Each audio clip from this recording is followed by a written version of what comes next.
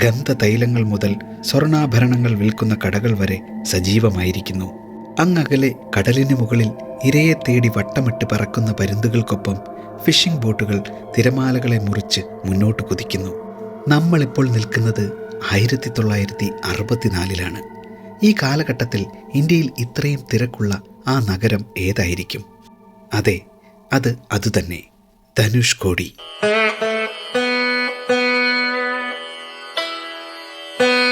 തമിഴ്നാട്ടിലെ രാമനാഥപുരം ജില്ലയിലെ രാമേശ്വരം ദ്വീപിൻ്റെ തെക്കുകിഴക്കൻ അറ്റത്തായി സ്ഥിതി ചെയ്യുന്ന പുരാതന നഗരം. വടക്ക് പടിഞ്ഞാറൻ ഭാഗം അറബിക്കടലിനോടും തെക്കുകിഴക്കൻ ഭാഗം ബംഗാൾ ഉൾക്കടലിനോടും ചേർന്ന് കിടക്കുന്ന സുന്ദര ഭൂപ്രദേശം. ഒരു കാലത്ത് ഇന്ത്യയുടെ വാണിജ്യ ചരിത്രത്തിലെ നാഴികക്കല്ലായ ആ പുരാതന നഗരം ഒറ്റ ദിവസം കൊണ്ട് ഇല്ലാതായതിൻ്റെ കഥ. ഇന്ത്യയും ശ്രീലങ്കയും തമ്മിലുള്ള പ്രധാന യാത്രാബന്ധവും വാണിജ്യബന്ധവും എന്നേക്കുമായി ഇല്ലാതായ ആ കറുത്ത ദിവസത്തിൻ്റെ കഥ.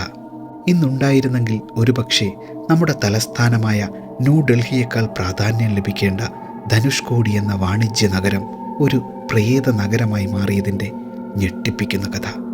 ആ കഥയാണ് നമ്മൾ ഇന്ന് കേൾക്കാൻ പോകുന്നത്. എല്ലാ കൂട്ടുകാർക്കും ഹിസ്റ്റോമീറ്ററിലേക്ക് സ്വാഗതം.